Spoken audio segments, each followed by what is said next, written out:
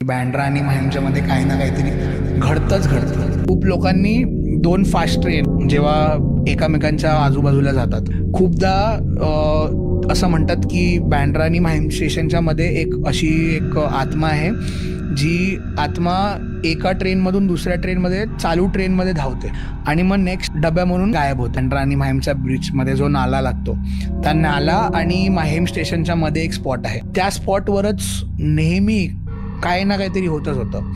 एक काका होता आणि तो पण त्याला तरुण, म्हणजे त्याला वाटतं तो 23-24 वर्षाचा असेल. तर त्याचे ना आई वडील खूप नव्हते, म्हणजे संगत जी होती ना ती खूप खराब होती.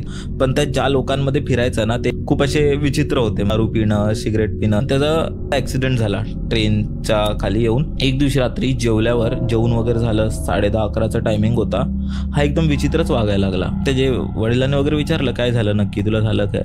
तर हा बोलायला लागला की मला दारू पाहिजे, मला तिथे जायचं आहे, माझे मित्र वाट बघतायत, मला पटरी जवळ जायचं आहे. आणि तो जी दारू प्यायचा तीच दारू मागत होता तो.